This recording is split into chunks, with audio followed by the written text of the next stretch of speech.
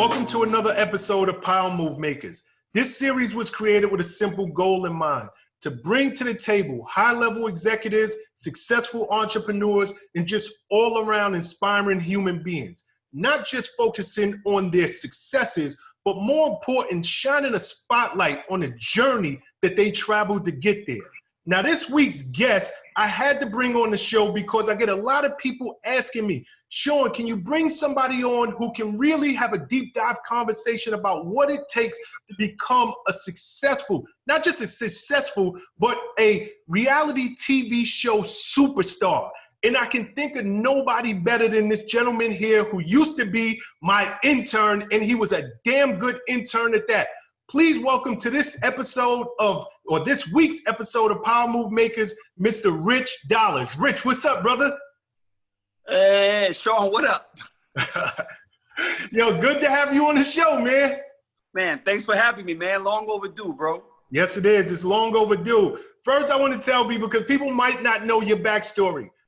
I know everybody knows you from Love and Hip Hop, but long before Rich was on Love and Hip Hop, he's credible.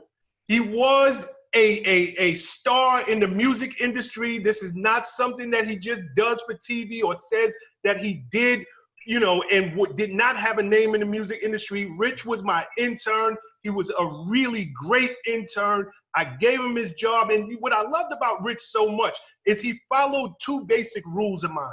Number one, get the job done at all costs. Rich, I do not accept excuses, period. And Rich was good. I mean, actually, you were great. You did whatever it took to get the job done, and you'd apologize in the morning. And the second basic rule, Rich, do you remember my second basic rule that I had with any of you guys who work for me? Remain loyal. Oh, loyal. I mean, that's just who I am. But as I said, you'll go back. I don't have a problem, and this is for anybody who is watching this. I don't care what it is that you're doing in your life. I never have a problem with somebody making a mistake. Just don't make that mistake twice. Period. Yep, that was my thing. I tell people that to this day. Yeah. I tell people that that's how I survived in my career at music, was knowing that I could mess up tonight and come back and you would look at me and be like, bro, I'm going to cover for you now. I'm not going to let them come for your neck today. Don't do it again. And I literally have lived by that. I think it's important because people are so afraid to fail. People are so afraid to put themselves out there and get it wrong. Getting it wrong is not the problem. It's nothing wrong with that. But learn from it and do not make that same mistake twice. Rich, exactly. And I wanted to bring that out because I know people know you now as a reality TV show superstar, but people might not realize long before you ever got on that show, you were really great as an employee working records for Bad Boy Records, working along people like myself, Hard Pierre, Sean Diddy Combs for many, many years. So just establishing your credibility. For anybody watching this, I want to extract as many gems and as much information from you to help somebody who is in middle America, somebody who might not be in Los Angeles or in New York. If they're looking to become a reality TV show star, start with me. How did you first get on your show? And then we'll go into how somebody else can get discovered. Well, obviously, my background at Bad Boy helped me because I was known in the music industry. So the way things used to be 10 years ago when I first started was there was more substance oriented. So when Love and Hip Hop came, they were looking for artists who were credible. In that time, it was Jim Jones. Then they were looking for people who worked, and it was Olivia, and it was people who worked in the industry. So I was the person who worked in the industry with Yandy Smith, and it was like that. So the basic background was that people knew me in New York City. People knew me as working for Bad Boy Records. They knew who Rich Dollaz was, right? So when constructing a show, they were like, okay, we want people that we know are credible, have substance, and that can come on here and essentially talk about what their paths and what they're doing, as well as what they're doing now. And at that time, it was managing Olivia. So when we joined the show, that's kind of how it all started. Okay. You're talking specifically Love and Hip Hop, which makes sense. Right. You have a background in the music industry. But for any reality TV show out there, it's not like you can go and, you know, go on to some of these sites, LinkedIn or any of these sites that have job postings. How do people get discovered? How do you even know when there's a new reality TV show that are looking for cast members? How, you know, do you know for existing reality TV shows that are looking to bring new blood into the mix? Where can people get this information? Well, back then it was kind of word of mouth. It was kind of, oh, there's a new show that's about to come out. It's called Love and Hip Hop. Or there's this show called Housewives, or where Ray J was doing the dating show. And it was like, I need a bunch of girls. So it was kind of word of mouth. But now it's way more detailed and intricate. You can go out there and there's like literally casting calls. Now, the reality TV shows? Correct. They won't tell you that you're being casted. They'll say, music industry person, people with this kind of background, people who do this, people who work at strip clubs or bartenders or whatever it may be that you're doing, come out, we want to interview you for a reality show. They'll never say what it is, but when you get there, because reality shows have become so popular now that they're specific. So now it's like, if you're a bartender, there's reality shows about bartenders. Or if you're a chef, then there's reality shows about being a chef. So they literally have casting calls, and then they go and they do their research on you, and they start to pry into your background, into your innermost secrets to find out if in fact you would even be good television. But the first initial thing was like, literally, they have casting calls now. Okay. Where do I find these casting calls? Are there specific apps? Are there websites? What should I be signed up to, or what should I look out for so that I can at least, you know, I might not know it's for a reality TV show, but I at least have the knowledge that they're looking for somebody. The funny thing is you can actually look in the trade magazines now. There's like, and remember how when you were looking for a job in the city and you wanted to be on Broadway, where you go to the Village Voice and those kind of places? You can go to those same trade magazines now. There's those same trade magazines that are having auditions for regular television shows, unscripted television shows, or scripted television shows, or whatever it may be. They have those same things for reality now. It's become all meshed into one. Rich, how long have you been on Love and Hip Hop? This was my 10th season on New York. Overall, I've done 10 years and 12 seasons of Love and Hip Hop. Wow. So you're an expert in this area, because people have come, people have gone. We see reality TV shows all the time. You have somehow cracked the code. You have figured out how I can not only be a cast member on these shows, but have longevity, make myself such an integral part of this show that season over season, they need me, or I won't even word it that way, but my character is needed to be on that show. That's incredible.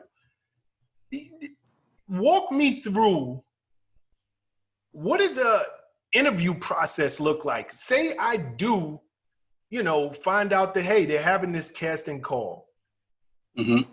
And I'm fortunate enough to get called in for it. What does a typical interview look like to get on TV? Well, first of all, they want to do what's called an on camera, because obviously they always want to know what you look like on camera. So a lot of people are, you know, they look one way on in real life, and then you see them on TV and they look a lot different. So that's the first thing they want to do. They want to see how you actually look on the television screen. The second thing is, what's going on in your life? Like, a lot of people want to come on television and only want to give what they want to give. And that's never going to be good television. That you can't, it's a give and a take. So if you want to come on here and if you're an artist or whatever you are, and you want to promote what your number one claim to fame would be, you still have to give things in your personal life, because it's a reality TV show and it really doesn't work unless you're willing to give up some personal tidbits, because nobody wants to watch Love and Hip Hop or any of these shows if in fact you're only coming on here to sing a record, or if you're only coming on here to cook, or if you're only coming on here to take pictures and be a model. They want to know what that person is. who that person is and what makes that person tick. And then that kind of pushes your claim to fame, your trait, your number one quality to the background, because your personality and you as a person kind of takes over what your storyline would be. So that, I mean, that's kind of what it is. And that's what really, really hinders a lot of people. They don't want to give that up. They really just don't want to give that up, Shawn. If you go back, and we can talk about Olivia. Olivia was an amazing artist. She could sing, but she never wanted to give up the personal tidbits of her life. She never wanted people to see who she was dating. She never wanted the people to see her cry. She always wanted to make it seem as though everything was just so hunky-dory. And that's not what people want to see, because it's not relatable. So the number one trait to being a reality TV person is you have to be relatable to the audience. The audience has to look at you and say, oh my God, I've been there. I've seen that. I've done that. I've been with that. I've been in that situation. And that makes them relate to you, which in turn makes them like you. Okay, so, and I don't want to get too far ahead of ourselves, because I got a lot to go over with you. In the interviewing process, okay, how long is the interviewing process? You said you do on cameras. How long is that? Is it a day's worth of on cameras? Do I have 15 minutes and I gotta, shine within these 15 minutes? Typically, what does that look like, just in terms of length of time? Probably a good hour and a half. Really? Yeah. So within an hour and a half, I'm expected to expose all of these different areas of my life, because I get what you're saying. You got to be willing to open up. Correct. But some people might go in, and I get it. You're on Love and Hip Hop, but there could be, reality TV shows about real estate, Real Housewives. Within that hour and a half, I'm supposed to be willing to divulge that much about myself? Yes. You're supposed to go into that interview and basically you leave nothing, no stone unturned. So I go into it and it's like, okay, Rich Dollaz, what's up? What's up? I'm Rich Dollaz from Bad Boy Records. This is what I'm doing. This is what I am. You can call ShawnPrez about me. You can call Sean Combs about me. You can ask all these different people and know that my story is actually an accurate story and I'm not, lying to you. And then I go into my personal life and this is what I'm doing and I'm dating such and such and this is my girlfriend and we have problems. So all those questions are day one questions. All those questions are day one questions. They want to know everything about you. If you come in as a... I'm sorry, Rich, go ahead. I'm sorry. If you're coming into this thing as a music industry person, they want to know about the music and who have you worked with and what have you done and what are your accolades and what was some of the craziest shit that's happened to you in music, and they take it to the personal, and then they want to know, are you married? Do you have children? Is there baby mama drama? Do you have a girlfriend that you're dating now? What's going on with that? Because that's all part of your story. And they literally ask these questions day one. Interview one. They ask all these questions. You do this on camera. Mm-hmm. Are you on camera by yourself? Yes. They put you in positions with other people who you may not know. Like, what does that part look like? No. The first interview is you're sitting there and it's like it's like a camera pointed at you and you're basically interviewing. You're taking an interview and it's you by yourself sitting on the chair. Huh? Who's in the room? You and the producers. So it's just you and the producers. There's no other cast members. No other cast members. Okay, go ahead. And then they ask you and they start asking you. So it's just you and the camera and the producers are asking you questions. And then they say, okay, well, Rich Dollaz is already on this show. Do you know Rich Dollaz? Then they start asking you questions about people. That's how they get to the bottom of the nitty gritty of who you got beef with, who you don't like, who you know, who you don't know, all these different, who you slept with in the past, because essentially these circles are pretty small, right? So if I'm coming in and I'm doing Love and Hip Hop New York, it's going to be a bunch of New York people. It's going to be a bunch of music industry people. There's going to be a bunch of artists. It's going to be people who I should have dealt with in my past. They're going to ask me my relationships with those people. And then that's how you get into the meat and bones of it, because they're asking you all these questions and they're just going back and forth and they're berating you with all these questions, but you're on tape. And that's the tricky part, because when you leave that room, you don't even remember some of the shit you said, but they remember all of it because they're looking at that videotape and they're saying, oh, Rich got beef with such and such. He frowned up when I asked him about such and such. Oh, that's interesting. So now let me get such and such in and ask him about that. So that's how they start getting into the meat and bones of who you really are and what you got going on. Typically, how many interviews is it before you know I got accepted to the show?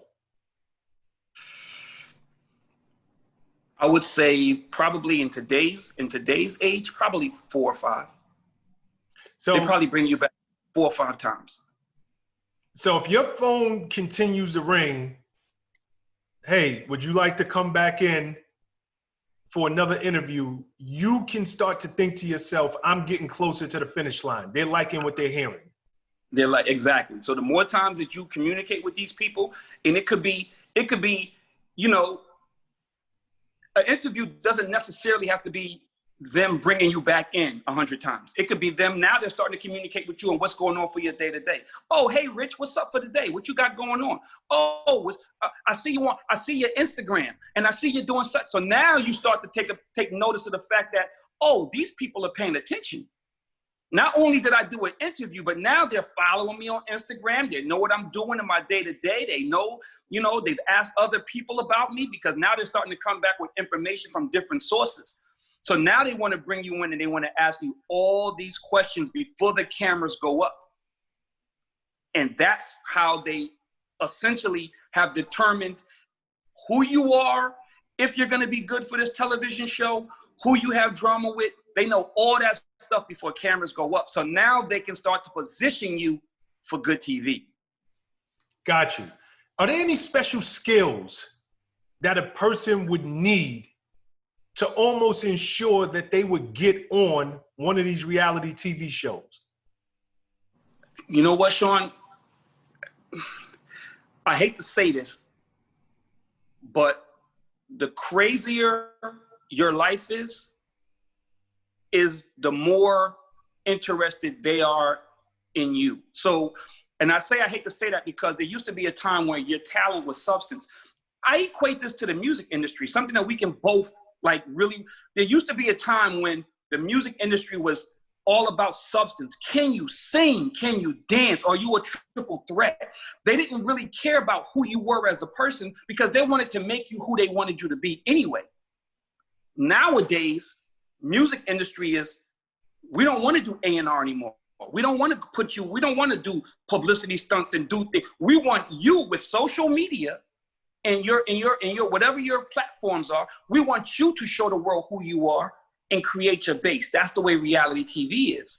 It used to be substance and, oh my God, she can sing and we want to help her take her career to the next level. Now it's, she can sing, but she ain't trying to give up nothing. She can sing and she's beautiful, but she don't never have no boyfriend and there's never no personal shit going on. And it's not our job to make your career take off. It's your job to come here and give us enough quality, in-depth who you are to make a good television show. And if music and singing is part of that, then amazing, beautiful. But that's not going to be your sole purpose on this show, is that every time we see you on the scene, you're shooting a video, you're singing a record, you're getting $100 million in iTunes sales, because and never ever giving us anything. Do you think this same ideology of kind of the more interesting your life is, does that apply across all reality TV shows? Yes, because you can go, Love and Hip Hop is music based. Yep. But even if you go and you go to, let's say you go to the Biggest Chef. There's another show called The Biggest Chef, and they're cooking. But and it's about food and it's about cooking, but these people have crazy things going on in their lives. Mm-hmm. Or if you go to $1 Million Listing, you're a real estate dude. I'm sure you've seen $1 Million Listing. It's all them dudes that go out there and they sell these big houses, but they want to go into the background. Oh, the reason that you're positioned in this real estate company is because your dad owned it. Oh, the reason that your position is this because you and your wife lumped up in you. So it's all up. So it becomes the major part of the show becomes the back burner for who you really are as a person. And that goes across all reality shows. If you come on here and you're a bartender, they want to see you bartend, of course. But they also want to see who you go home to, how many kids you got, how difficult it is for you to bartend with the life that you have created. I have 2 kids. I got to leave the house every night at 9 o'clock and go to the club. It's difficult for me. My baby father he sleeps all. That's the kind of difficulties they want to see. So the bartending takes a back seat to who you actually are as a person. Got you. Say I'm blessed enough, I'm fortunate enough. I make it onto the show. Do I have any, and I mean any, negotiating power when it comes to those contracts? Or is it that so many people want to make it onto these shows, they give you, you know, those contracts that you pretty much are giving them everything. If you decide, say you blow up here and I go on to another show, well, now they got a piece of that because they damn near made you on this show. Do you have any negotiating power whatsoever?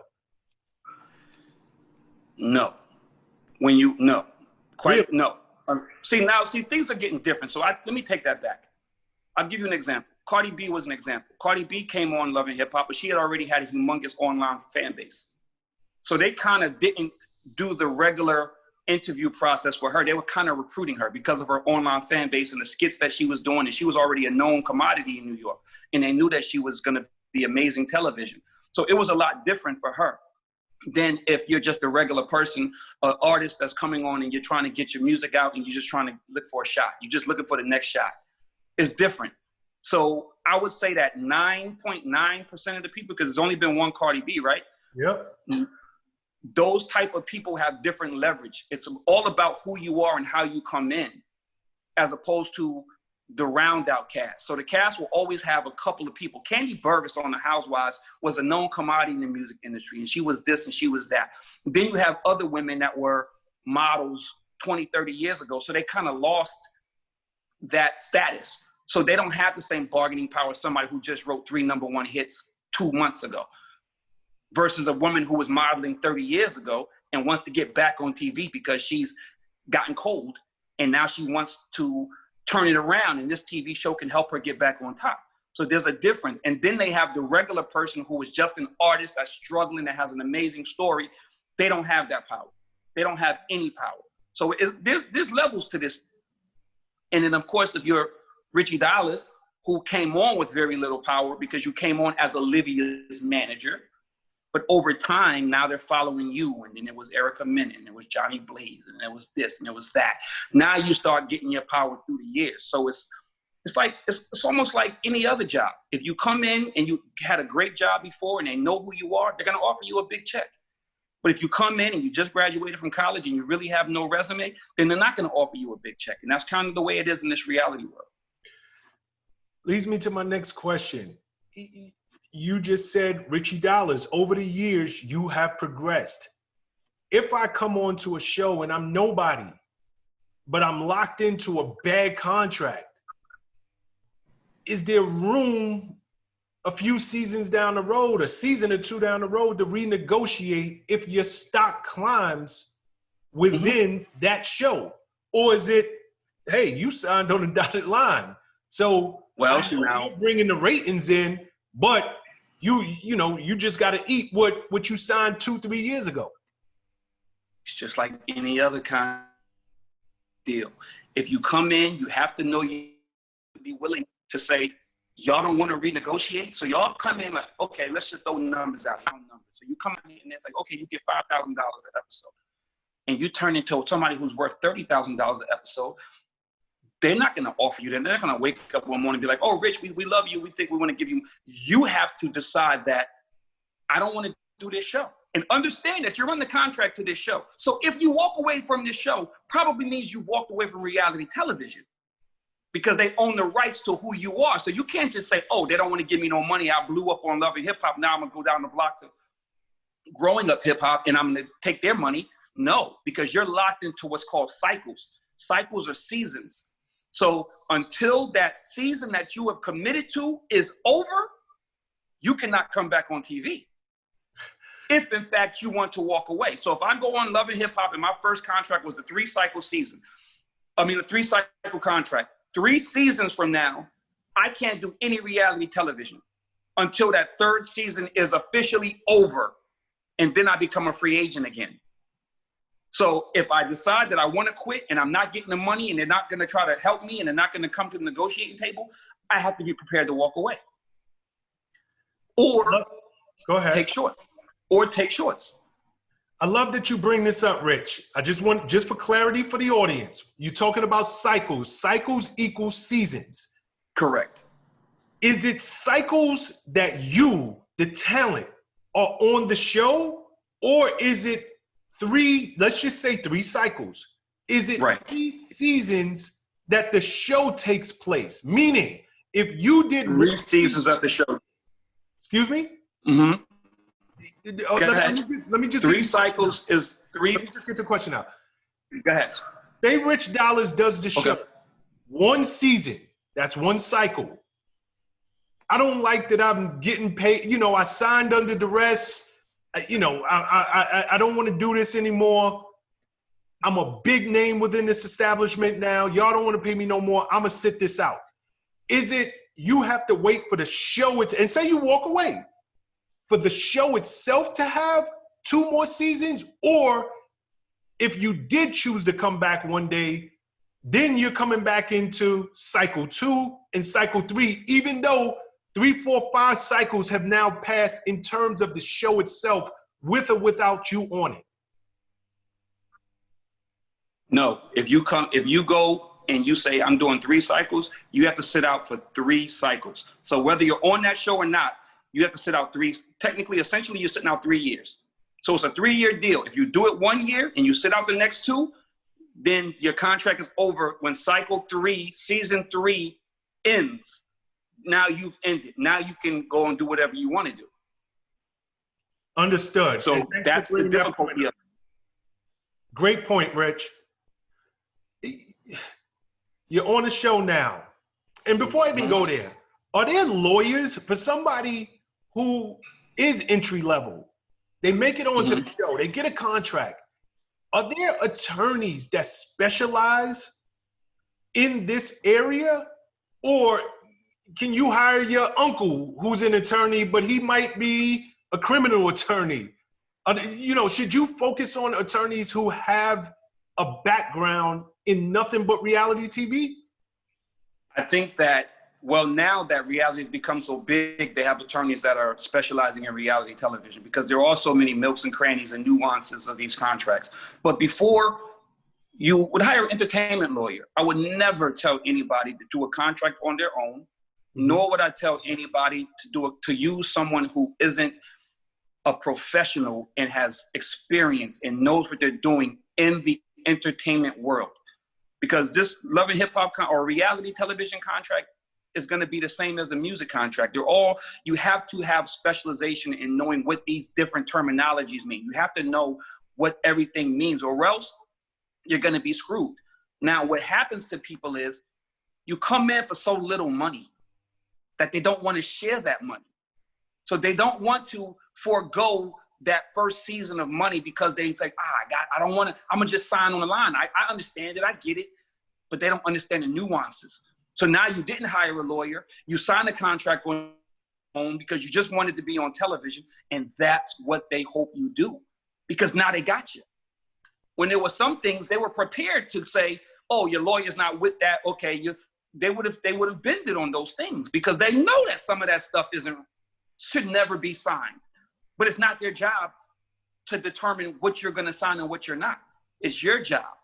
But the money is so short coming into the game, they don't want to pay a lawyer that $2,500 or that $3,000 to review and go back and forth with these people and get on the clock.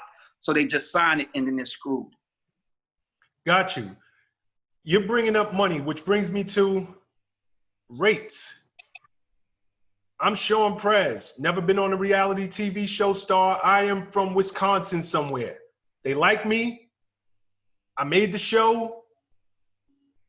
Give me a range. What am I looking at coming onto a show? And I don't know if it is specific to each show, meaning you can only speak for Love and Hip Hop, or is there a standard range that entry-level talent comes in at? Well, there's a standard range that entry level comes in at. Actually, over the years, the show that I'm on actually has gotten a lot better about paying They're people. With that being said, entry-level position on a reality show, $3,500 an episode. It's not bad. Now, if you're walking into this thing and you're saying, I want to do it, and you get picked up, probably $3,500 an episode. If there's 10 episodes, and that's $35,000. So it's not crazy. It's not going to make you quit your day job. It's not going to make you live, but you also got to take into consideration that no reality show shoots all season. So you're probably going to make $35,000 in 3 months.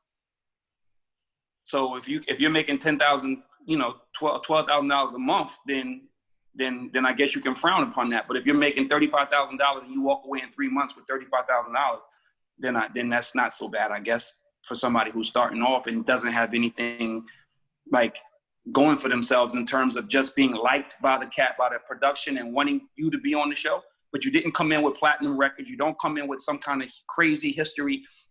You don't come on with some enormous social media buzz around you and your relationship or what's going on or who you're dating or who you are.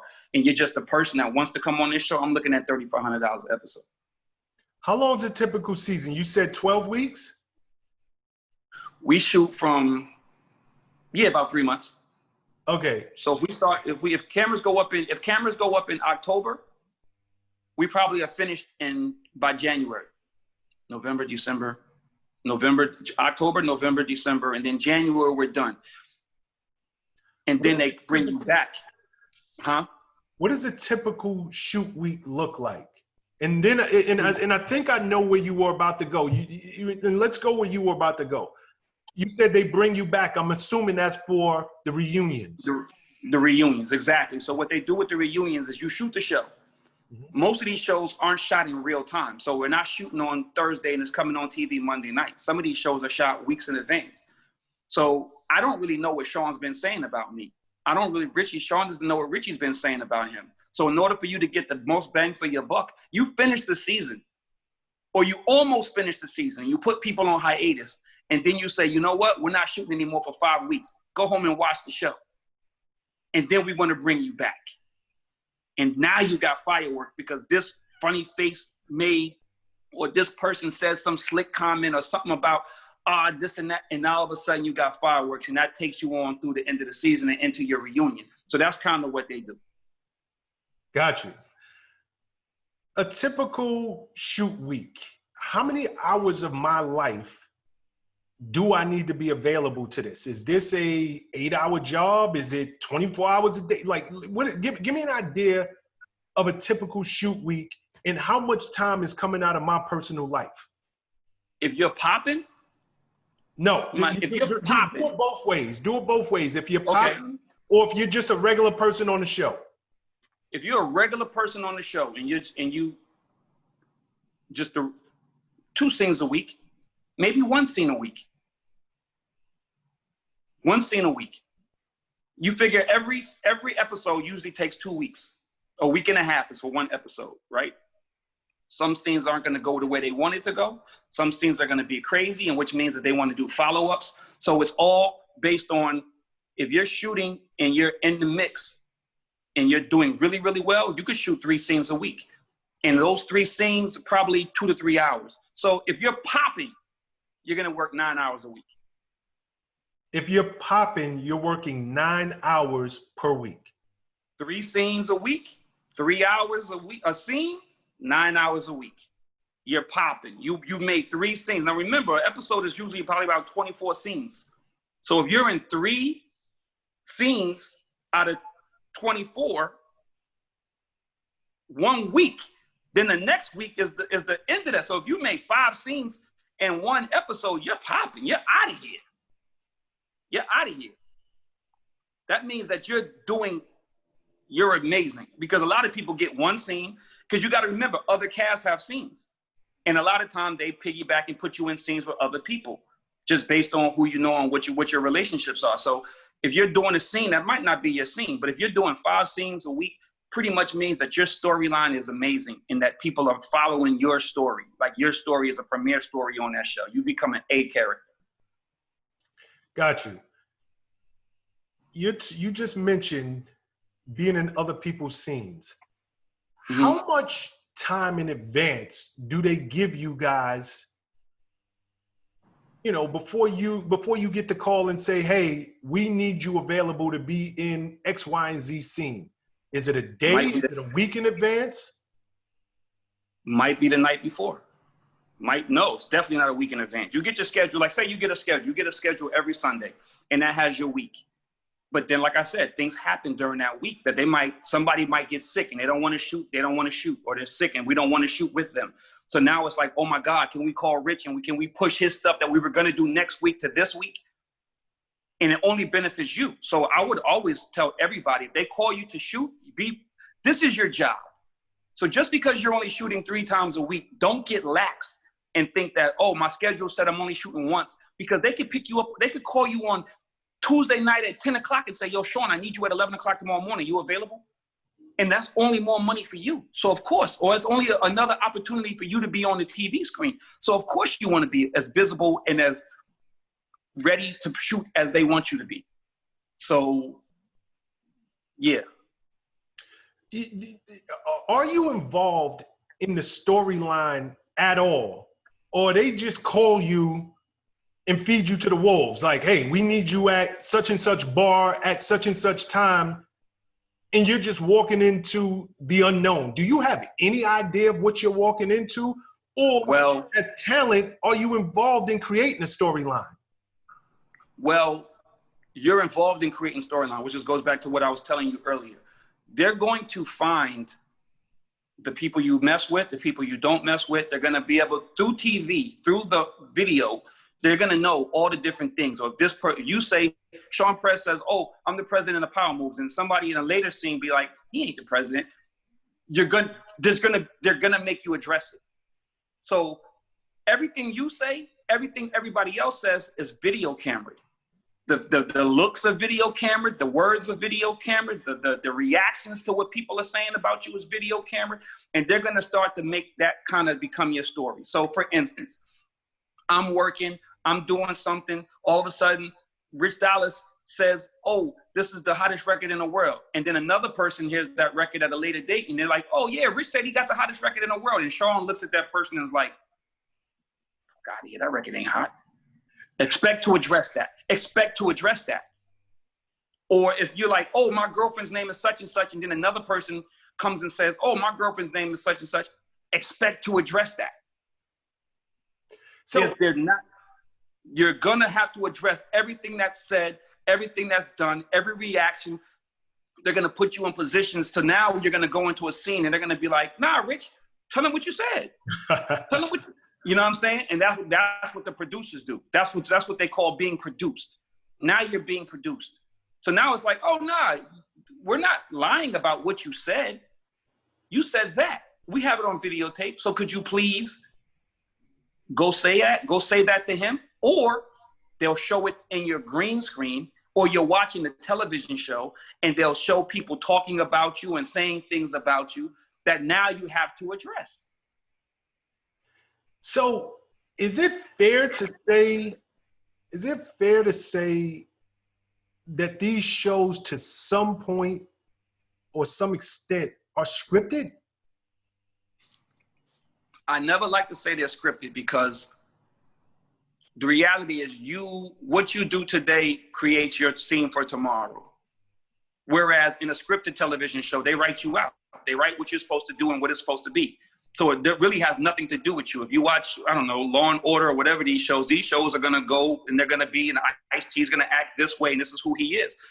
What you do today in reality television will determine what happens to you tomorrow on scene.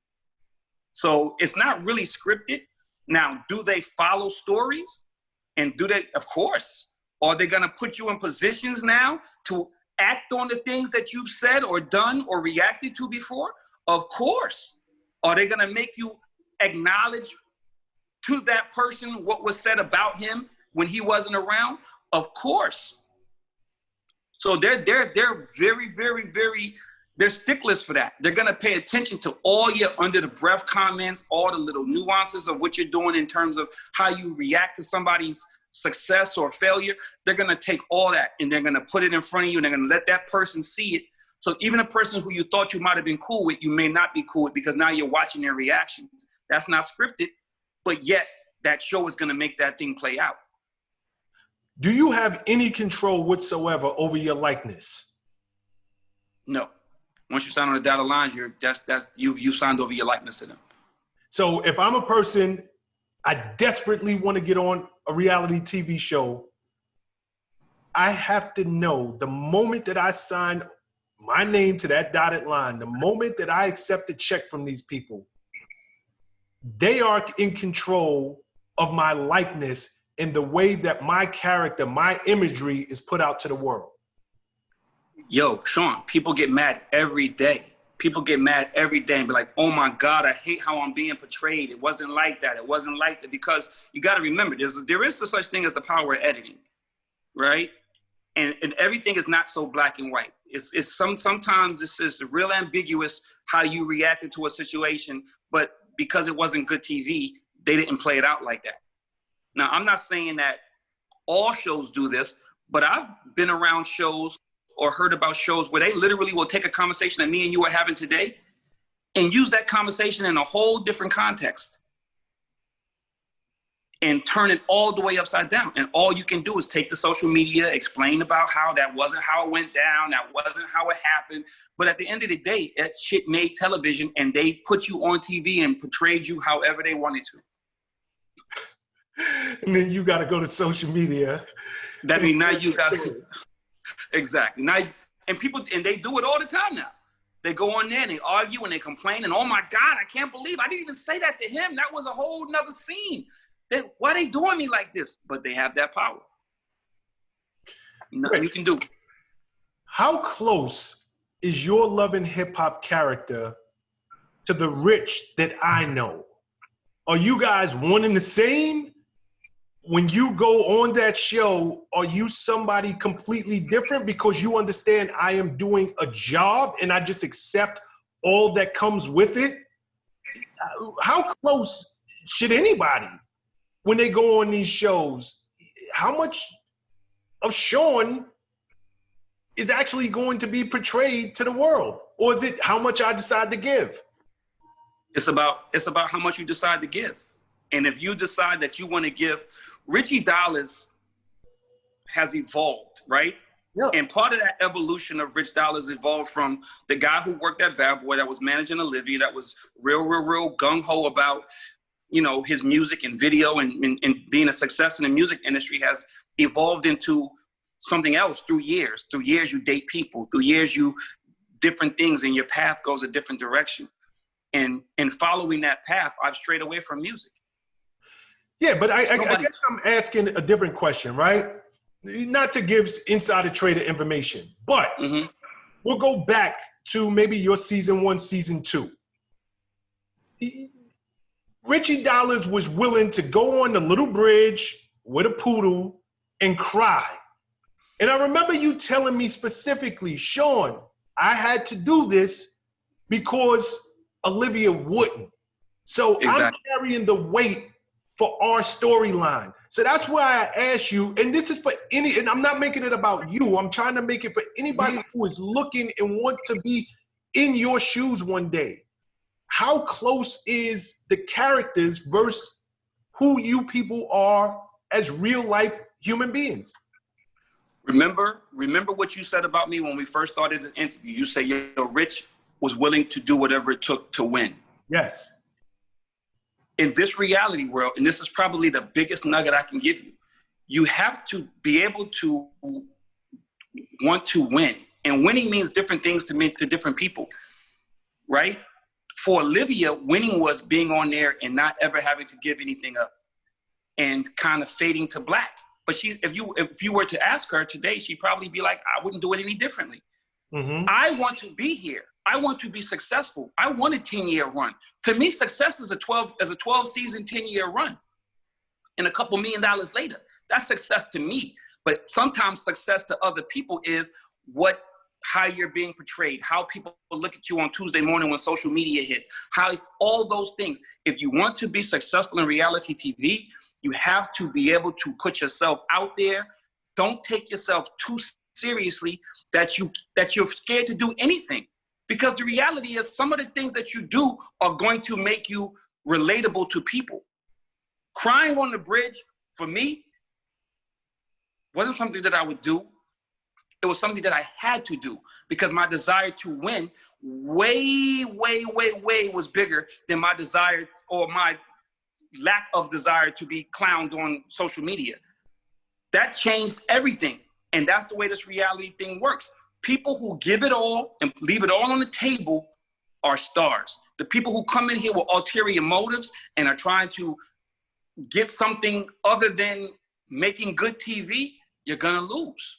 You're going to lose. And that's just the way it is. So yes, put it all on the table is the key to success for this show. Don't hold nothing back. Reality TV is like marriage. There is somebody for everybody. So no matter how crazy you think you are, if your show is reached in enough homes, there are gonna be people who relate to that because there's somebody for everybody. No matter what you did, there's somebody for everybody. Rich, you just alluded to Tuesday morning. I want to go there for a second. Mm-hmm. Your particular reality show comes on Monday nights. Right.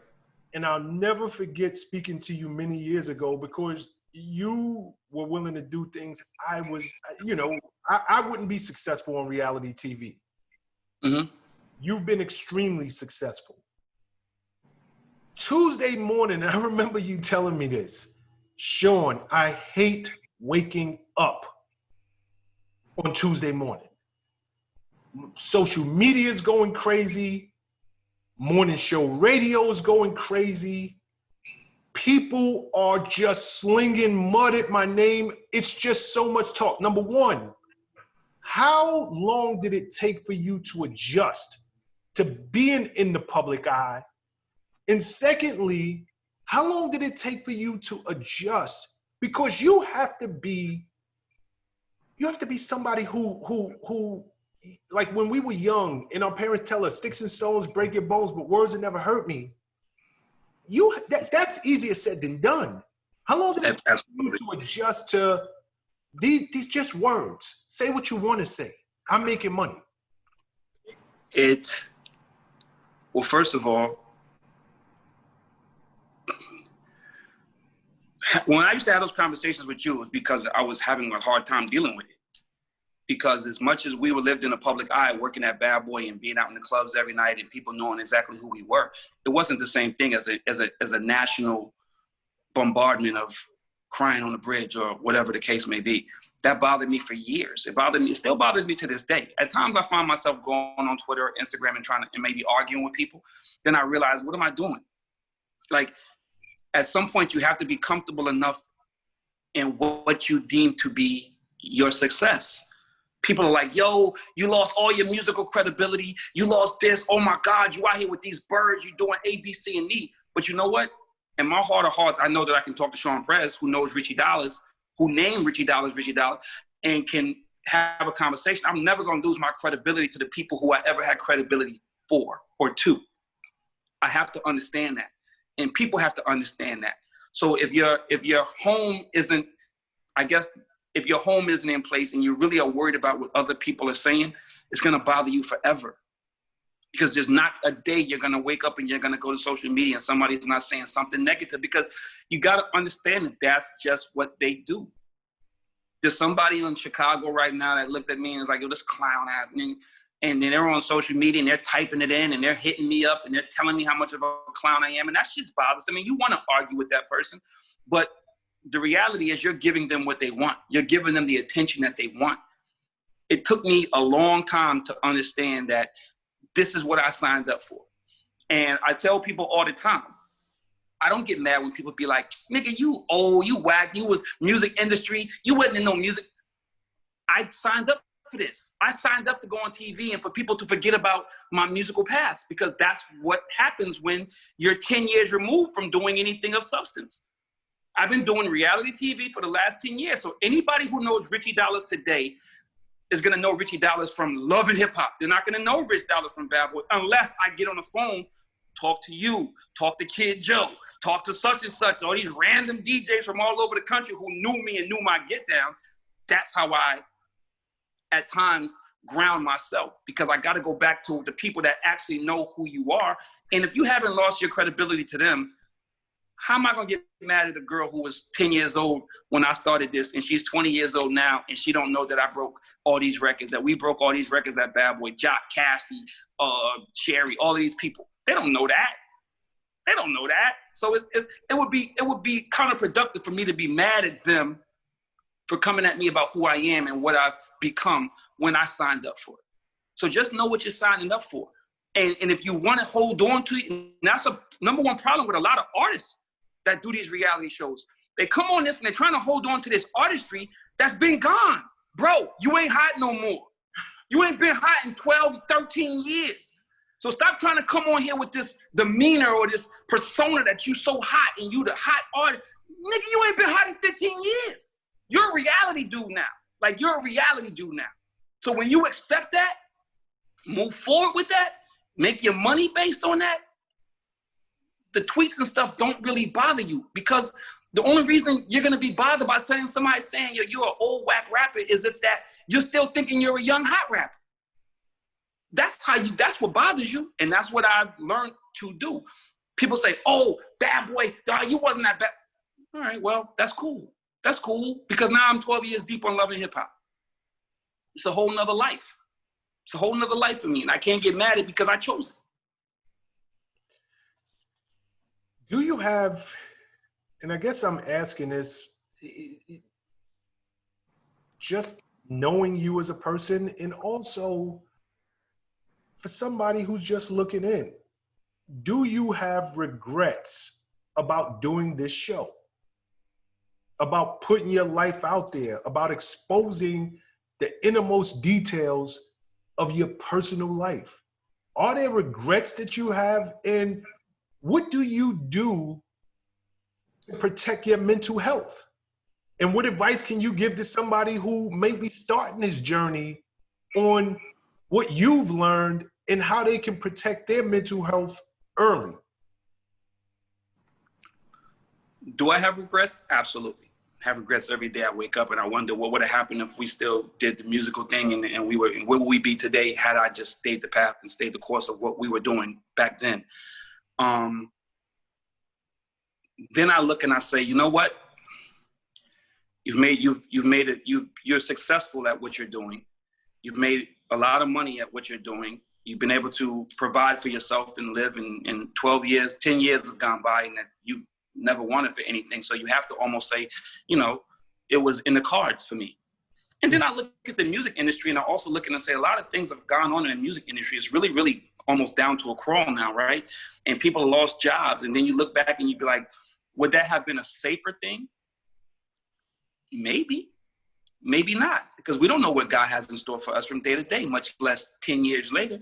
So for me to go back and in hindsight say, I regret this choice, I'm not going to say I regret this choice. I'm going to say I have regret choices within this choice. If I had things to do over again, I would have done them differently. But then I wouldn't be Rich Dollaz, right? If I went to Bad Boy and we could have the same conversation about music. If I went in and you say, yo, Rich, do you regret the things that you did when you were running out in clubs and doing this every night? Doing this and doing that, and all the things that I did wrong that probably only me and you know about. I would regret them if I could do them again, but they also made me who I am. So at the end of the day, you have to be comfortable enough in your own skin. Don't do this reality thing, because if you're not comfortable in your own skin, if you're not comfortable with who you are, the shit is gonna eat you up. The people are gonna eat you up. The social media is gonna eat you up. The radio morning shows are gonna eat you up. And if you're not cool with who you are and the decisions that you make in life and what you are trying to accomplish, then you're going to lose your mind and you will not be able to maintain mental health. You will absolutely go crazy. You will absolutely lose your mind trying to fight and argue and tweet people and, you know, all day and all night. The shit just becomes too time consuming and too strenuous on your mind that you're going crazy. You just have to take it for what it is. Have you ever sought therapy, or is it just you? I'm just trying to get to, what are your practices for protecting yourself? You know, did you talk to somebody? Do you just shut down and close out the world? I used to shut down and close out the world. You remember when I used to go to Miami and I would tell you, we would talk and I would be walking around and be like, yo, Shawn, this is the most therapeutic thing in the world. I'm not dealing with nobody. I live around a bunch of old white Russians. They don't know who I am and I don't have to deal with it. And I'm in Miami and it's cool. But then you start to realize that you can't just do that for 3-4 months out of the year. You just take yourself out of civilization. So what's therapy for me is talking to people like you or Ron Stewart, or people that I know that know my past and they know you for who you are, or your family members for that matter, but they know who you are and what you've done. And we can have conversations that aren't reality show related, that kind of puts you back and it kind of keeps you grounded. But that's what works for me. I can't tell you what works for the next person, because a lot of people within this reality world, they don't have the infrastructure that I have. They don't have somebody they can call. They don't have the mom that they can go back and have.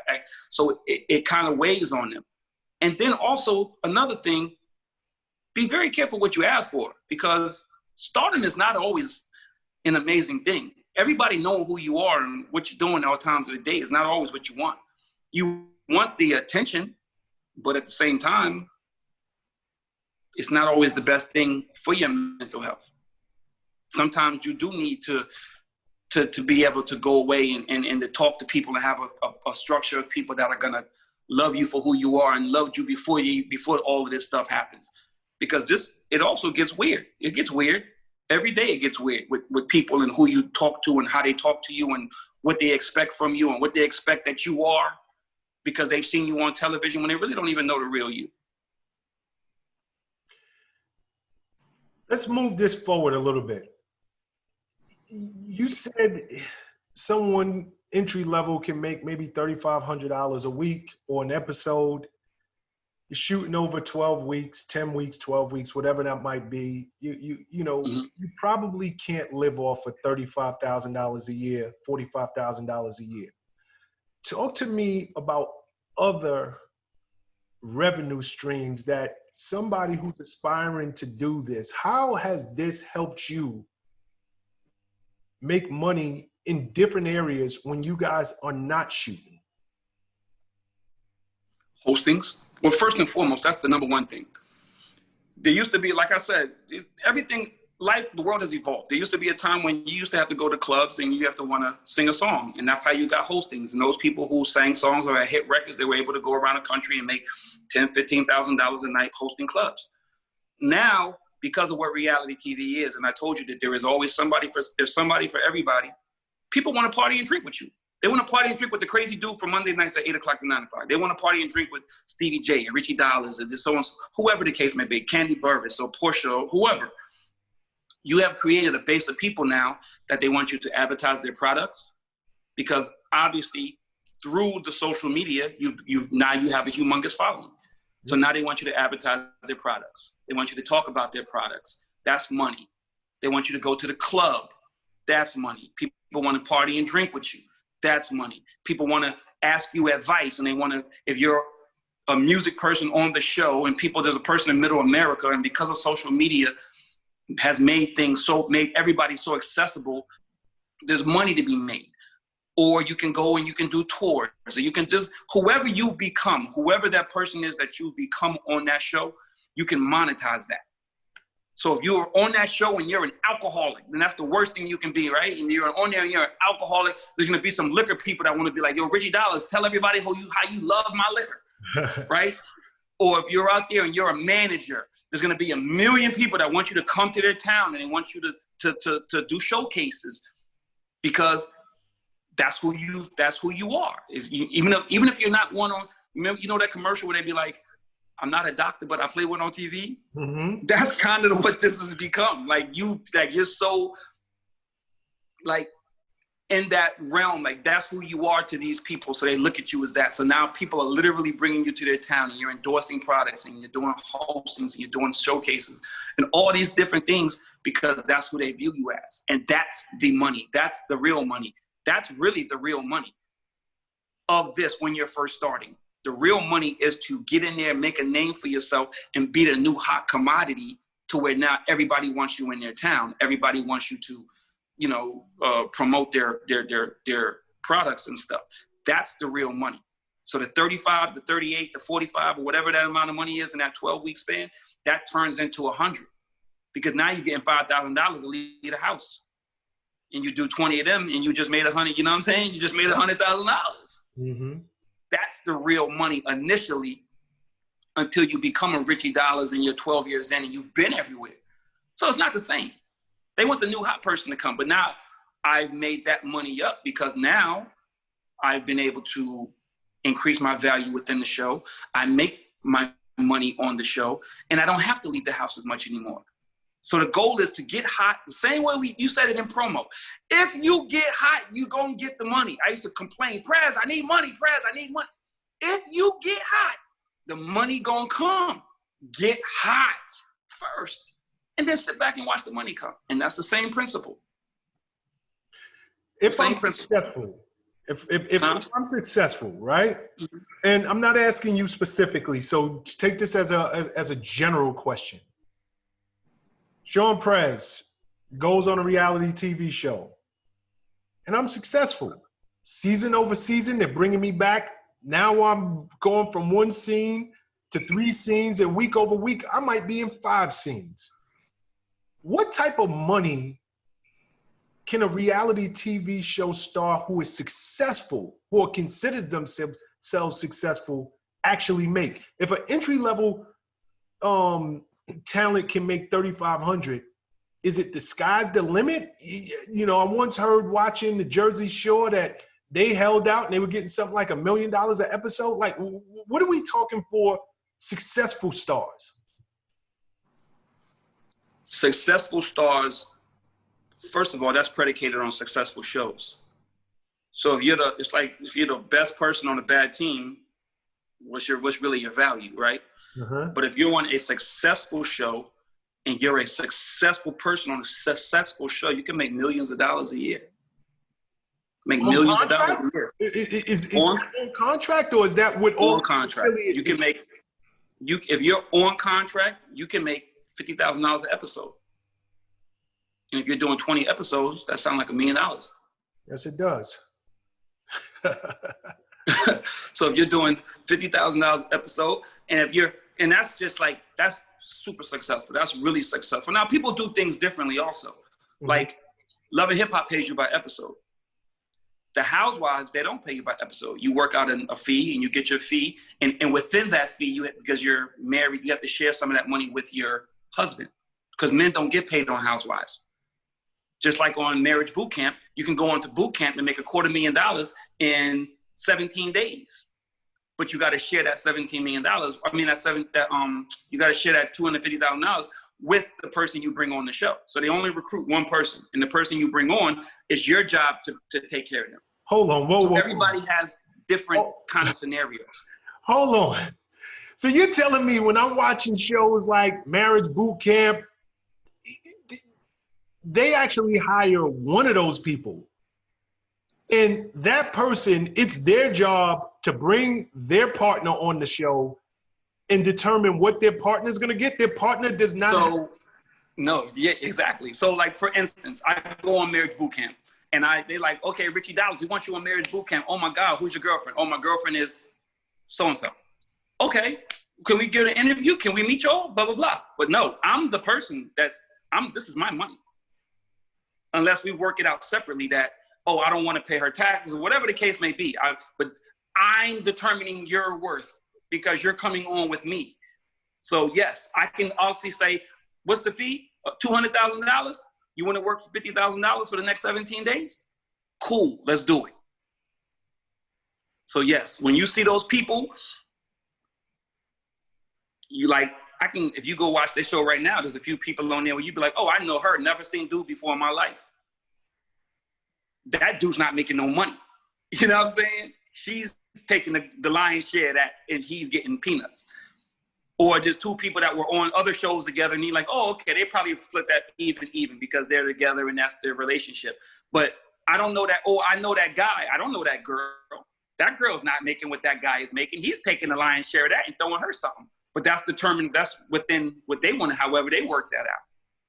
For sure. For sure. Crazy. You're nearing the end of your career within that show in particular. You're already 10 seasons in. Who knows how long the franchise will be around? God willing, it'll be around for years. Right. Who knows how long you'll be on it? What is I've been asking you general questions, but this is more specific to you. What are your future plans? The future plans is, for me, is to obviously move out of this genre and move into stuff. So you have to set up for, you set up for war in times of peace. So you try to put all your little things together, and I have an app out now that I'm very, very excited about. I've been doing sports talk radio in Georgia. I told you that for a few years now. And nobody really knows about these things because I haven't really been able to put them on the forefront of what my day-to-day activities are. But these are seeds that I'm planting that when this love and hip hop boat stops sailing, I can always move into another genre and do something different, which will be another phase of life. So that's kind of where I'm at. I'm kind of looking to involve myself in things that I'm interested in. I've made some decent money. I'm getting older now. So, the things that you want aren't the same. Like if you haven't gotten pretty much what you want by the time you're 44, man, I don't know. Right. So I expect that life is going to slow down for me. And then it's going to go back to a normal situation, a normal job. Whereas if I'm doing sports talk radio in Georgia and I'm talking about the Hawks and the Braves or whatever I'm doing, the Georgia Bulldogs, then that's fine. That's what I want to do moving forward. That's something that, and I asked you this for a reason, because obviously I know your history, but off record, you are an encyclopedia when it comes to sports. Your knowledge about baseball, Rich, you're on TV. Like, you have to stop moving this camera. I'm sorry. Okay. But your knowledge about baseball, basketball, just sports in general is second to none. And I always hope that you would find your way into that field because you are so much more than Richie Dollaz from Love and Hip Hop. So I'm glad to hear you say that. And I really hope that moving forward, you embrace that side of yourself, because with your following and with the legions of people who know you, whether they love you, hate you, or whatever, they will tune into you and understand that you are extremely credible. And I always wondered why you never incorporated that side of yourself into the show itself, meaning the reality TV. I've wanted to incorporate that into this, but it's, like I said, this reality world is a give and a take. So oftentimes, that's not who our demographic is. That's not what people care to see. Mm-hmm. And they're just not interested in it. So at times, you have to take the good with the bad. And if I want to, and that's why, you have to give as much as you can get to create, you have to give as much as you can give to create enough power for you to start doing things that not necessarily so interesting to the public. And that's what I think I've done. I just haven't been able to do that. I haven't been able to do that because it's just not our demo. And it kind of becomes, it becomes useless if I'm out here promoting things that nobody cares about. So I almost have to do that on my own. It's like, okay, we're going to give you the platform and we're going to create a scenario for which you can go out here and you can do these things, but do them on your own time. Understood. So it's a give and a take. Before we close out, what advice would you give to aspiring reality TV show stars? An aspiring reality TV star, I would say, create a buzz about yourself. Create a buzz about yourself, and regardless of what it is you're doing, if you're a rapper in your town, in your local, you have to create, because you have to go into that scenario knowing that you're worth. You have to go into that situation knowing what you're worth, or else they will take advantage of you. So you have to create a place where you are somebody, and they want you on this show. There's a humongous difference between being recruited and recruiting. I want to be recruited for this show, because when I go and I'm getting recruited for this show, I understand my worth, and I can ask, and I can stick you up, and I can make these modifications to my contract that a person who's recruiting the show couldn't do. So when the show is reaching out to you, you know you're doing something right. When you're reaching out to the show, you got more all the leverage. They got all the leverage. They're going to use all the leverage, because remember, we used to talk about this all the time. Just like an intern, when I was in the music industry, and there's 100 people that wanted to be Richie Dollaz. There's 100 people that wanted to work at Bad Boy Records, that work for ShawnPrez. There's 100. We revolutionized that, and people understood that, so they wanted to be a part of it. So when you sitting in your office and you making you wait for 2 hours to come and do an interview, and this is how much do you really want it? Versus if I was that hot promo guy and everybody's like, oh my God, Shawn, you gotta hire him. I don't know if you would have changed, because that's who you are, but 9 out of 10 people would have treated people differently based on how they're coming through the door. You go how you come. Understood. Last question for you. Shoot. Was it all worth it? 10 years, 12 seasons later, abso-fucking-lutely. Go ahead, Rich.